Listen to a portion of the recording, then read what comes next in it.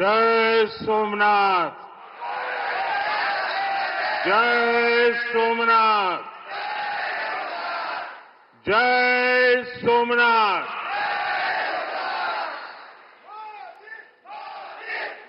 गुजरात के लोकप्रिय मुख्यमंत्री श्री भूपेंद्र भाई पटेल, ऊर्जावान युवा उप मुख्यमंत्री हर्ष संघवी जी, गुजरात सरकार में मंत्री जीतूभाई वाघाणी, अर्जुन भाई मोढवाडिया, डॉक्टर प्रद्युम्न वाजा, कौशिक भाई वेकरिया, सांसद राजेश भाई,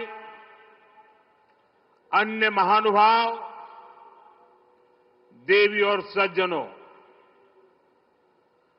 आज देश के कोने कोने से लाखों लोग जुड़े हैं हमारे साथ। उन सबको भी मेरी तरफ से जय सोमनाथ। साथियों, ये समय अद्भुत है, ये वातावरण अद्भुत है, ये उत्सव अद्भुत है।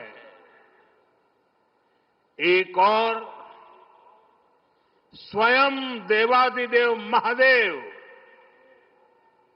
दूसरी ओर समुद्र की विशाल लहरें, सूर्य की किरणें,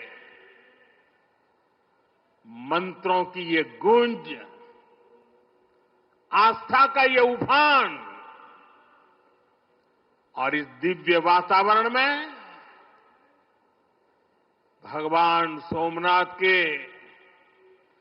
आप सब भक्तों की उपस्थिति, ये इस अवसर को दिव्य बना रही है, भव्य बना रही है। और मैं इसे अपना बहुत बड़ा सौभाग्य मानता हूं कि सोमनाथ मंदिर ट्रस्ट के अध्यक्ष के रूप में मुझे सोमनाथ स्वाभिमान पर्व में सक्रिय सेवा का अवसर मिला है।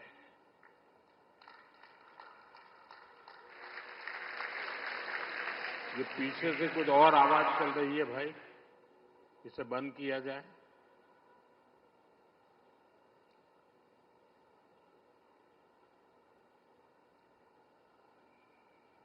बहत्तर घंटों तक अनवरत ओमकार का नाद,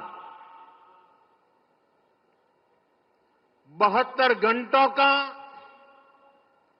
अनवरत मंत्रोच्चार। और मैंने देखा कल शाम को 1000 ड्रोन्स द्वारा वैदिक गुरुकुलों के 1000 विद्यार्थियों की उपस्थिति, सोमनाथ के 1000 वर्षों की गाथा का प्रदर्शन, और आज 108 अश्वों के साथ मंदिर तक शौर्य यात्रा, मंत्रों और भजनों की अद्भुत प्रस्तुति, सब कुछ मंत्र मुग्ध कर देने वाला है। इस अनुभूति को शब्द अभिव्यक्त नहीं कर सकते। इसे केवल समय ही संकलित कर सकता है। इस आयोजन में गर्व है, गरिमा है, गौरव है और इसमें गरिमा का ज्ञान भी है। इसमें है वैभव की विरासत, इसमें है आध्यात्म की अनुभूति,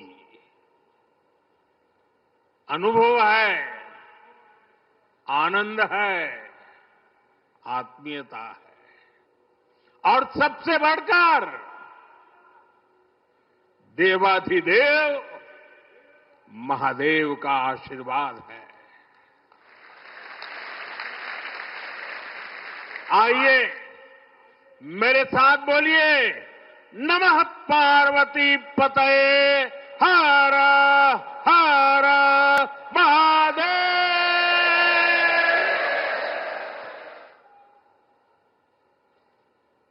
साथियों, आज जब मैं आपसे बात कर रहा हूं तो मन में बार बार ये प्रश्न आ रहा है कि ठीक 1000 साल पहले ठीक इसी जगह पर जहां आप बैठे हैं क्या माहौल रहा होगा। आप जो यहां उपस्थित हैं उनके पुरखों ने, आपके पुरखों ने, हमारे पुरखों ने जान की बाजी लगा दी थी अपनी आस्था के लिए, अपने विश्वास के लिए, अपने महादेव के लिए। उन्होंने अपना सब कुछ न्योछावर कर दिया। 1000 साल पहले तब वो आतताई सोच रहे थे कि हमें जीत लिया, लेकिन आज 1000 साल बाद भी सोमनाथ महादेव के मंदिर पर फहरा रही ध्वजा पूरी सृष्टि का आह्वान कर रही है कि हिंदुस्तान की शक्ति क्या है, उसका सामर्थ्य क्या है। प्रभास पाटन तीर की इस मिट्टी का कण कण शौर्य, पराक्रम और वीरता का साक्षी है। सोमनाथ के इस स्वरूप के लिए कितने ही शिव भक्तों ने,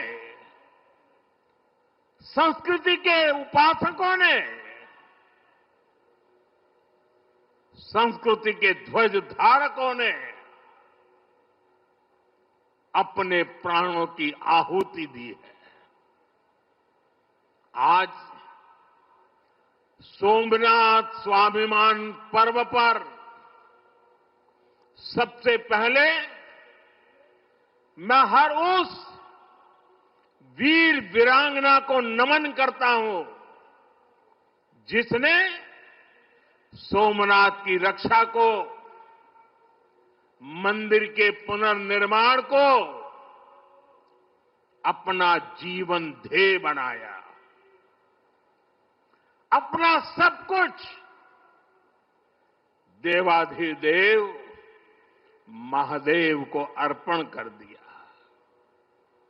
भाइयों बहनों, प्रभास पाटन का एक क्षेत्र भगवान शिव का अपना क्षेत्र तो है, इसकी पवित्रता भगवान श्री कृष्ण से भी जुड़ी है।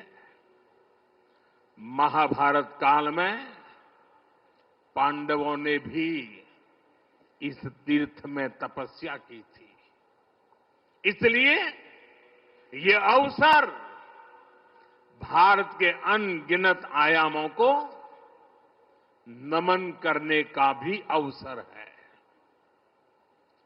ये भी एक सुखद संयोग है कि आज जब सोमनाथ मंदिर के इस स्वाभिमान यात्रा के 1000 साल पूरे हो रहे हैं, तो साथ ही 1951 में हुए इसके पुनर्निर्माण के 75 साल भी पूरे हो रहे हैं। मैं दुनिया भर के करोड़ों श्रद्धालुओं को सोमनाथ स्वाभिमान पर्व की शुभकामनाएं देता हूं। साथियों, सोमनाथ स्वाभिमान पर्व 1000 साल पहले हुए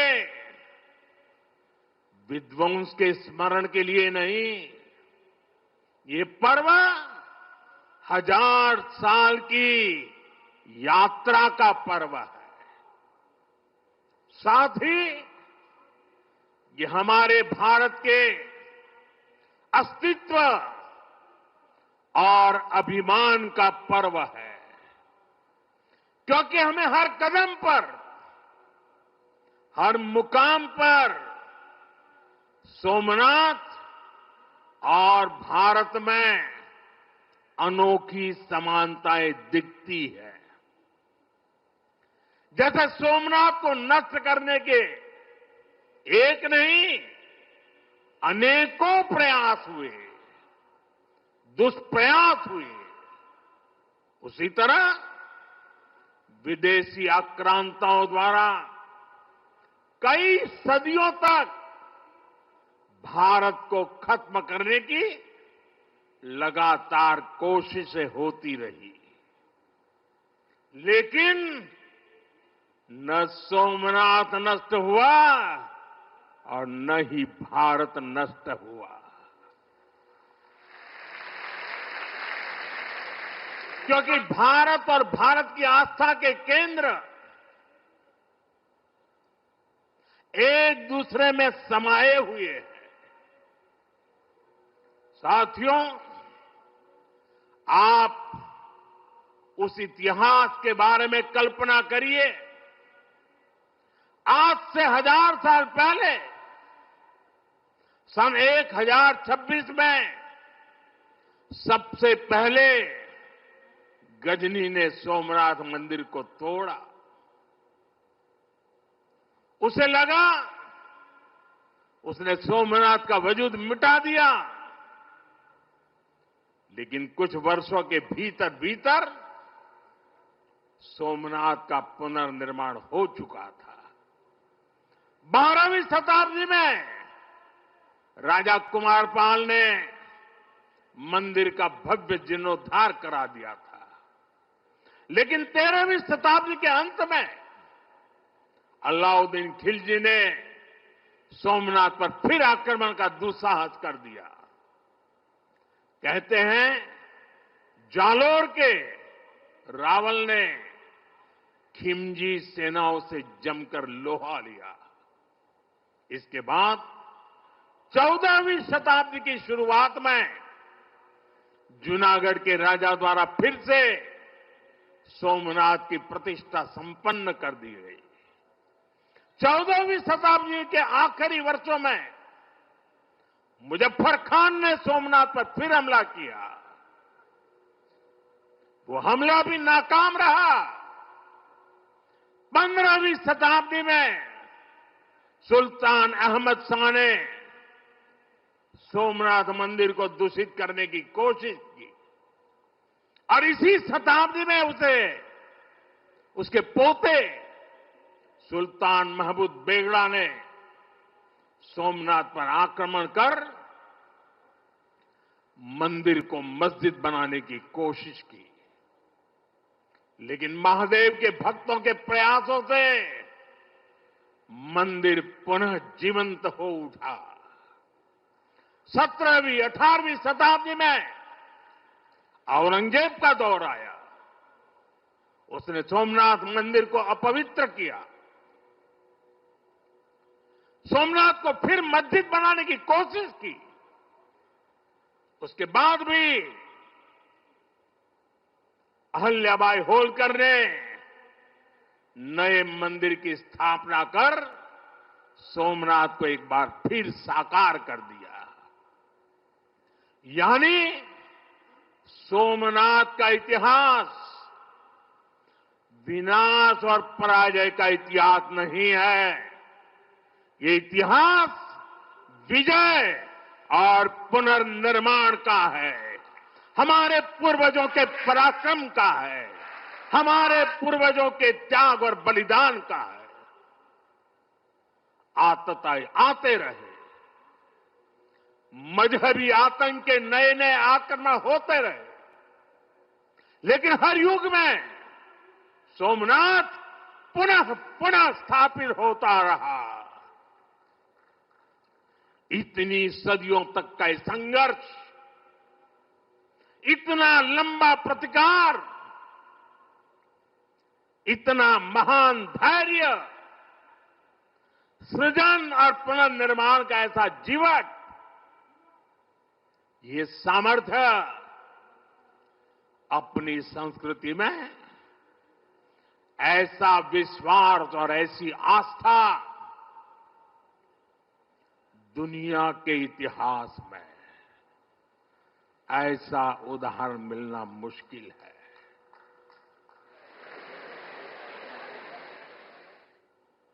जरा મને જવાબ આપજો પહેલા। આપણે આપણા પૂર્વજોના પરાક્રમનું પુણ્ય સ્મરણ કરવું જોઈએ કે ના કરવું જોઈએ?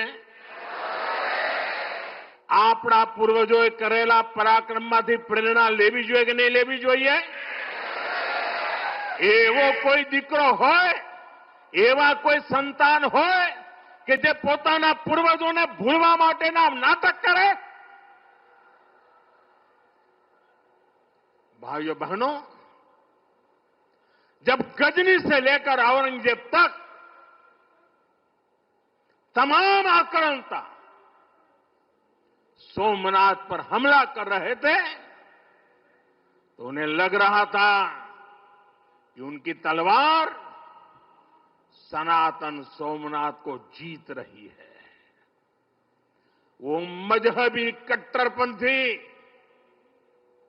ये नहीं समझ पाए कि जिस सोमनाथ को वो नष्ट करना चाहते हैं, उनके नाम में ही सोम अर्थात अमृत जुड़ा हुआ है।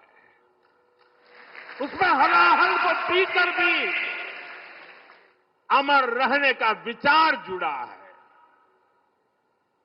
उसके भीतर सदा शिव महादेव के रूप में वो चैतन्य शक्ति प्रतिष्ठित है, जो कल्याण कारक भी है और प्रचंड तांडव शिव ये शक्ति का स्रोत भी है। भाइयों बहनों, सोमनाथ में विराजमान महादेव, उनका एक नाम मृत्युंजय भी है। मृत्युंजय, जिसने मृत्यु को जीत लिया हो, जो स्वयं काल स्वरूप है। यतो जायते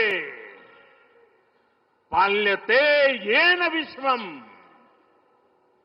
तमीस भजे लियते यत्र विश्वम। अर्थात ये सृष्टि उन्हीं से उत्पन्न होती है, उन्हीं में लय हो जाती है। हम मानते हैं त्वमेको जगत व्यापको विश्व रूप, यानी शिव पूरे जगत में व्याप्त है। इसलिए इस हम कण कण कंकड़ कंकड़ में भी उस शंकर को देखते हैं। फिर कोई उन शंकर के कितने स्वरूपों को नष्ट कर सकता है? हम तो वो लोग हैं जो जीव में भी शिव को देखते हैं। उनसे हमारी आस्था को कोई कैसे डिगा सकता था।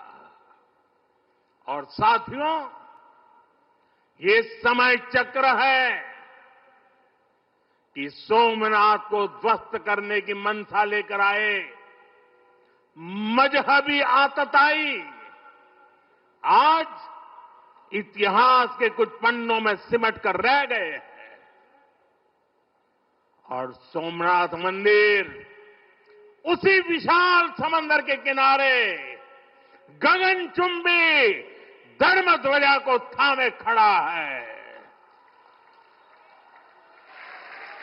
सोमनाथ का ये शिखर मानो उद्घोष कर रहा है, चंद्रशेखरम आश्रय मम किम करिष्यति वै यमः। अर्थात मैं चंद्रशेखर शिव पर आश्रित हूं, काल भी मेरा क्या कर लेगा।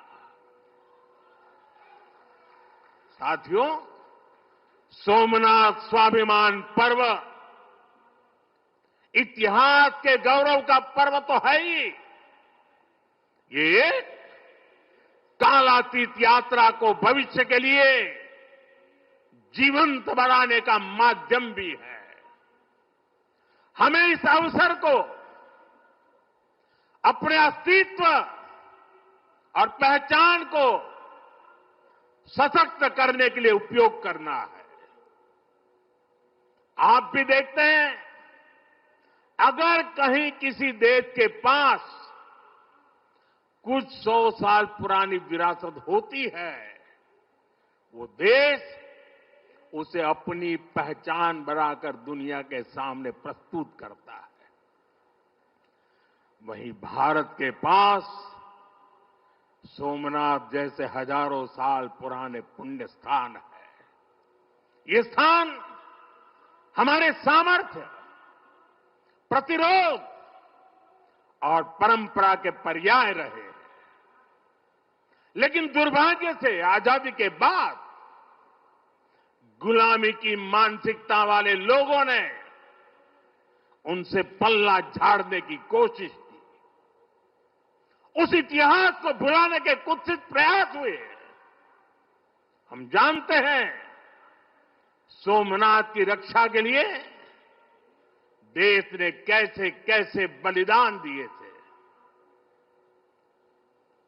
रावल कन्नड़े जैसे शासकों के प्रयास, वीर हमीर जी गोहिल का पराक्रम, बेगड़ा भील का शौर्य, ऐसे कितने ही नायकों का इतिहास सोमनाथ मंदिर से जुड़ा है। लेकिन दुर्भाग्य से इन्हें कभी उतना महत्व नहीं दिया गया। बल्कि आक्रमण के इतिहास को भी कुछ इतिहासकारों और राजनेताओं द्वारा व्हाइट वॉश करने की कोशिश की गई। मजहबी उन्माद की मानसिकता को केवल साधारण लूट बताकर ढंकने के लिए किताबें लिखी गई। सोमनाथ मंदिर एक बार नहीं, बार बार तोड़ा गया। अगर सोमनाथ पर आक्रमण केवल आर्थिक लूट के लिए हुए होते तो 1000 साल पूर्व पहली बड़ी लूट के बाद रुक गए होते। लेकिन ऐसा नहीं हुआ। सोमनाथ के पवित्र विग्रह को तोड़ा गया। बार बार मंदिर का स्वरूप बदलने की कोशिश हुई और हमें पढ़ाया गया कि सोमनाथ को लूट के लिए तोड़ा गया था। नफरत, अत्याचार और आतंक का असली क्रूर इतिहास हमसे छिपाया गया। साथियों, हमने धर्म के प्रति ईमानदार कोई भी व्यक्ति ऐसी कट्टरपंथी सोच का समर्थन नहीं करेगा। लेकिन तुष्टीकरण के ठेकेदारों ने हमेशा इस कट्टरपंथी सोच के आगे घुटने टेके। जब भारत गुलामी की बेड़ियों से मुक्त हुआ, जब सरदार वल्लभ भाई पटेल ने सोमनाथ के पुनर्निर्माण की शपथ ली, तो उन्हें भी रोकने की कोशिश की गई। 1951 में तत्कालीन राष्ट्रपति डॉक्टर राजेंद्र प्रसाद के यहां आने पर भी आपत्ति जताई गई। उस समय सौराष्ट्र के सर्वाधिक मशहूर हमारे जाम साहब महाराजा दिग्विजय सिंह जी आगे आए थे। भूमि अधिग्रहण से लेकर सुरक्षा व्यवस्था तक उन्होंने राष्ट्रीय गौरव को सबसे ऊपर रखा था। उस दौर में सोमनाथ मंदिर के लिए जाम साहब ने 1 लाख रुपए का दान दिया और उन्होंने ट्रस्ट के प्रथम अध्यक्ष के रूप में बड़ी जिम्मेदारी निभाई। भाइयों बहनों, दुर्भाग्य से आज भी हमारे देश में वो ताकतें मौजूद है, पूरी तरह सक्रिय है, जिन्होंने सोमनाथ पुनर्निर्माण का विरोध किया। आज तलवारों की जगह दूसरे कुत्सित तरीकों से भारत के खिलाफ षड्यंत्र हो रहे हैं और इसलिए हमें ज्यादा सावधान रहना है। हमें खुद को शक्तिशाली बनाना है, हमें एक रहना है, एकजुट रहना है, ऐसी हर ताकत को हराना है जो हमें बांटने की साजिशें रच रही है। साथियों, जब हम अपनी आस्था से जुड़े रहते हैं, अपनी जड़ों से जुड़े रहते हैं, पूरे स्वाभिमान के साथ अपनी विरासत का संरक्षण करते हैं, अपनी विरासत के प्रति सजग रहते हैं, तो हमारी सभ्यता की जड़ें भी मजबूत होती हैं। और इसलिए पिछले 1000 वर्षों की यात्रा हमें अगले 1000 वर्षों के लिए तैयार रहने की प्रेरणा देती है। साथियों, राम मंदिर प्राण प्रतिष्ठा के ऐतिहासिक अवसर पर मैंने भारत के लिए 1000 साल का विराट स्वप्न सामने रखा था। मैंने देव से देश के विजन के साथ आगे बढ़ने की बात कही थी। आज देश का सांस्कृतिक पुनर्जागरण करोड़ों देशवासियों में नया विश्वास भर रहा है। आज हर देशवासी के मन में विकसित भारत को लेकर एक भरोसा है। आज 140 करोड़ भारतीय भविष्य के लक्ष्यों को लेकर संकल्पित है। भारत अपने गौरव को नई बुलंदी देगा। हम गरीबी के खिलाफ अपनी लड़ाई में जीतेंगे। हम विकास की नई ऊंचाइयों को छुएंगे। पहले दुनिया की तीसरी बड़ी अर्थव्यवस्था बनने का लक्ष्य, फिर उसके आगे का सफर, देश अब इसके लिए तैयार हो चुका है और सोमनाथ मंदिर की ऊर्जा हमारे इन संकल्पों को आशीर्वाद दे रही है। साथियों, आज का भारत विरासत से विकास की प्रेरणा लेकर आगे बढ़ रहा है। सोमनाथ में भी विकास भी विरासत भी, ये भावना निरंतर साकार हो रही है। आज एक और सोमनाथ मंदिर का सांस्कृतिक विस्तार, सोमनाथ संस्कृत यूनिवर्सिटी की स्थापना, माधवपुर मेले की लोकप्रियता और उसके रंग, इनसे हमारी विरासत मजबूत हो रही है। गिर लायन के संरक्षण से इस क्षेत्र का प्राकृतिक आकर्षण बढ़ रहा है, तो वहीं प्रभास पाटन क्षेत्र के विकास के नए आयाम भी गढ़े जा रहे हैं। केशोद एयरपोर्ट का विस्तार किया जा रहा है। इससे देश विदेश से श्रद्धालु सीधे सोमनाथ तक पहुंच सकेंगे। अहमदाबाद से वेरावल वंदे भारत ट्रेन की शुरुआत से तीर्थयात्रियों और पर्यटकों का समय कम हुआ है। इस क्षेत्र में यात्रा धाम सर्किट का विकास भी किया जा रहा है। यानी आज का भारत आस्था को स्मरण करने के साथ ही इंफ्रास्ट्रक्चर, कनेक्टिविटी और टेक्नोलॉजी के जरिए उसे भविष्य के लिए सशक्त भी कर रहा है। साथियों, हमारी सभ्यता का संदेश कभी किसी को पराजित करने का नहीं रहा, बल्कि जीवन को संतुलन में रखने का रहा है। हमारे यहां आस्था की राह हमें घृणा की तरफ नहीं ले जाती। हमारे यहां शक्ति हमें विनाश करने का अहंकार नहीं देती। सोमनाथ जैसे तीर्थ ने हमें सिखाया है कि सृजन का मार्ग लंबा होता है, लेकिन वही स्थायी होता है, चिरंजीव होता है। तलवार की नोक पर कभी दिलों को नहीं जीता जा सकता। जो सभ्यताएं दूसरों को मिटाकर आगे बढ़ना चाहती हैं, वे स्वयं समय में खो जाती है।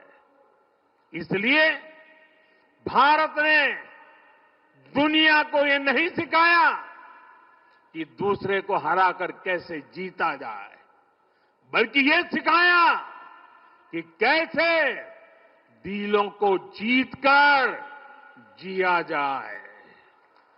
ये विचार आज दुनिया की जरूरत है। सोमनाथ की 1000 वर्षों की गाथा पूरी मानवता को सीख दे रही है। इसलिए आइए हम संकल्प करें, हम विकास की ओर आगे बढ़ें, कदम से कदम मिलाकर चले, कंधे से कंधा मिलाकर चले, मन से मन को जोड़कर चले।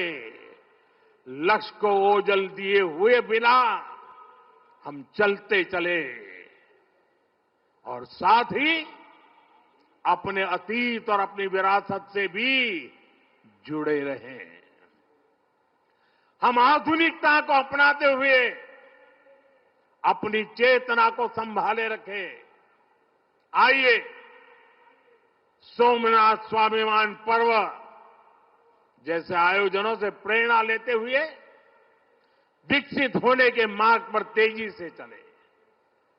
हर चुनौती को पार करते हुए हम अपने लक्ष्य तक पहुंचे। और ये कार्यक्रम आज तो शुरू हो रहा है। हमें 1000 साल का स्मरण देश के कोने कोने में करना है। दुनिया को हमारी विरासत का परिचय करवाना है। हमें 75 साल का ये नया पर्व भी मनाना है और हम 2027 मई तक इसको मनाते रहें, जन जन को जगाते रहें। जगा हुआ देश सपनों को साकार करने के लिए चलता रहे। इसी कामना के साथ एक बार फिर समस्त देशवासियों को मैं बहुत बहुत शुभकामनाएं देता हूं। हर हर महादेव। जय सोमनाथ, जय सोमनाथ, जय सोमनाथ।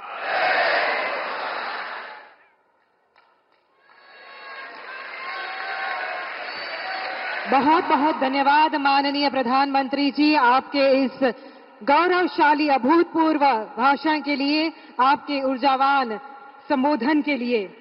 आपके प्राणवान नेतृत्व में भारतवर्ष का ज्ञान, विज्ञान, सभ्यता, संस्कार, संस्कृति विश्व के सामने पुनः स्थापित करने वाले शौर्यवान, धैर्यवान, सनातनी सपूत ऐसे माननीय प्रधानमंत्री नरेंद्र मोदी सोमनाथ स्वाभिमान पर्व पर बड़ी बातों का जिक्र कर रहे थे। यहां से बड़ा उद्घोष प्रधानमंत्री नरेंद्र मोदी ने किया है।